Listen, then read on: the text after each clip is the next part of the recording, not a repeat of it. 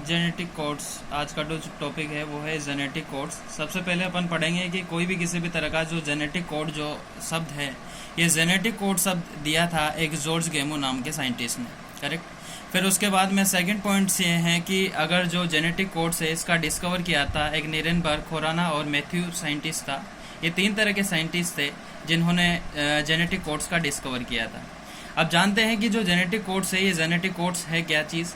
तो genetic codes एक तरह का नाइट्रोजन बेसिस का जो सीक्वेंस है एक mRNA पे, और ये एक स्क्रिप्ट्स और लैंग्वेज हैं ऑन mRNA पे, करेक्ट। फिर उसके बाद में नेक्स्ट पॉइंट ये है कि जो जेनेटिक कोड्स है ये कंपोस्ट करता है।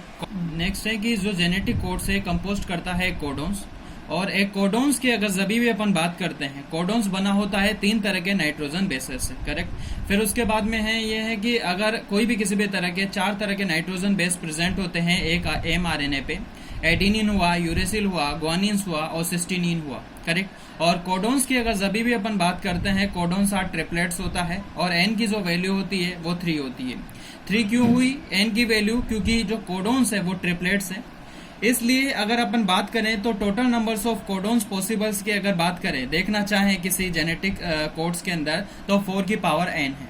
n अभी अपन ने देखा था कि n है वो n की वैल्यू 3 है, तो 4 की पावर 3 अगर करते हैं तो 64 होता है।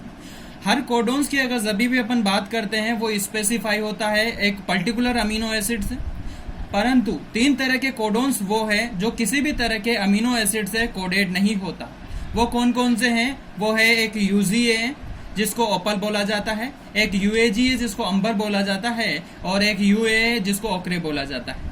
ये जो सारे के सारे हैं तीन तरह के कोडोन्स, इनको अपन स्टॉप और नॉनसेंस कोडोन्स बोलते हैं। मतलब ये हुआ कि ये प्रोटीन सिंथेसिस में इनका किसी भी तरह से कोई यूज नहीं होता। इसलिए जो सेंस कोडोन्स की अगर बात करें तो टोटल नंबर ऑफ कोडोन अपन ने देखे थे 64 थे, करेक्ट। और जिनमें से जो तीन तरह के कोडोन्स हैं वो एक नॉन सेंस है, मतलब स्टॉपिंग कोडोन्स हैं, तो अगर वो माइनस करते हैं तो जो सेंस वाले जो कोडोन्स है वो 61 बचते हैं। इसलिए जो सेंस कोडोन्स है वो 61 हैं। और 20 तरह के नेचुरली अकरिंग अमीनो एसिड होते हैं जो 61 कोडोन्स को कोडेट करते हैं, 20 तरह के अमीनो एसिड। इसका मतलब ये हुआ कि अगर मान लो एक अमीनो एसिड है, अगर एक अमीनो एसिड एक से ज्यादा कोडोन से कोडेड होता है, तो अगर कौन कौन से हैं वो सबसे पहले एग्जांपल से देखते हैं, सबसे सही से समझ में आएगा। जैसे फिनाइल एलेनिन के केस की बात करते हैं। फिनाइल एलेनिन्स हैं, ये एक अमीनो एसिड है जो दो कोडोन से कोडेड होता है, एक UUA से और एक UUC से।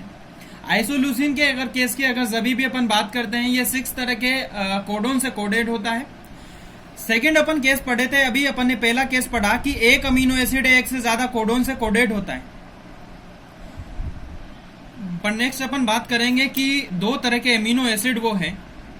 अब की बार केस उल्टा हो रहा है, अब की बार अमीनो एसिड के नंबर ज्यादा है और कोडोन से वो सिंगल कोडोन से कोडेड होता है। जैसे मिथ्योनिन है वो AUG से कोडेड होता है। ट्रिप्टोफेन की अगर बात की जाए तो ये UG से कोडेड होता है। कोडोन्स की अगर जब भी बात करते हैं तो बहुत सारे कोडोन्स वो होते हैं जिनका डबल प्रपोज होता है। जैसे AUG के केस की अगर बात करें, AUG अभी अब हमने देखा कि AUG एक मिथ्योनिन से कोडेड होता था, एक कारण तो ये। दूसरा ये है कि AUG है ये एक स्टार्टेड कोडोन्स है, और कोई भी किसी भी तरह का जो प्रोटीन सिंथेसिस करता है वो प्रोटीन सिंथेसिस AUG की से स्टार्ट होता है। सबसे पहले जो कोडोन्स डिस्कवर हुआ था वो UUU है, that can be phenylalanines, correct. उसके बाद में नेक्स्ट पॉइंट ये है कि प्रॉपर्टी ऑफ जेनेटिक कोड्स की बात करते हैं, तो दैट कैन बी 6 तरह की प्रॉपर्टीज है जेनेटिक कोड्स की। सबसे पहले जो जेनेटिक कोड्स है उसका जो नेचर है वो ट्रिपलेट्स होता है, जैसे AUG, CCC। तो जो कोडोन्स है ये 3 तरह के ट्रिपलेट्स नेचर होता है। सेकेंड है कि कोडोन्स है वो पंक्चुअलेस, कोमालेस होता है। जैसे अगर लिखे अपन AUG.GGG तो ये गलत हो जाएगा, क्योंकि इनके बीच किसी भी तरह का ना तो कोई पंक्चुअलेस आएगा ना कोई कोमा आएगा, कोमा नहीं आएगा। तो अगर अपन लिखे सिंपल तरीके से AUG और GGG, ये सही है। थर्ड प्रॉपर्टी है जेनेटिक कोड्स की नॉन ओवरलैपिंग। अगर अपन ने लिखा AUG है, सेकंड है AGC है, थर्ड है GCCA, अगर ये ओवरलैप करता है तो ओवरलैप वाला केस गलत हो जाएगा। और ये नॉन ओवरलैपिंग है वाला केस की अगर बात करें, इसको 1 नंबर कंसिडर किया, 2 और 3। तो ये वाला जो कंडीशन है वो सही है, मतलब जेनेटिक कोड्स है वो ओवरलैप नहीं करता कभी भी, वो नॉन ओवरलैप करता है। फोर्थ जो प्रॉपर्टी है वो नॉन एम्बिजियस है।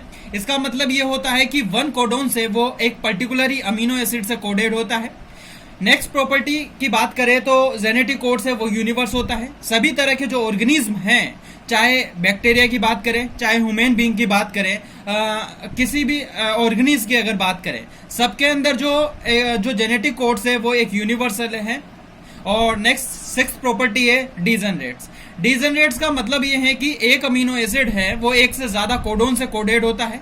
जैसे फिनाइल एलेनिन के केस की बात करें, जो अपन ने कहा था कि दो तरह के कोडोन से कोडेड होता था, एक यूयूयू से कोडेड होता था, एक सेकंड है यूयूसी से कोडेड होता है।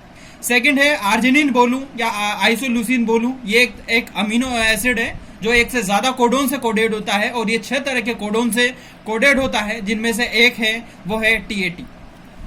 उसके बाद में अगर अपन बात करें कि टोटल नंबर ऑफ कोडोन्स की अगर बात करें, जो एक ओवरलैपिंग की केस की बात करें, अगर नॉन ओवरलैपिंग के केस की बात करें तो नॉन ओवरलैपिंग के केस के अंदर तो ऐसे कैलकुलेट कर सकते हैं, बट ओवरलैपिंग के केस की बात करते हैं तो ओवरलैपिंग केस के अंदर जो टोटल नंबर ऑफ कोडोन्स अगर कैलकुलेट करते हैं तो उसके लिए एक फॉर्मूला दिया गया है, दैट कैन बी n-2।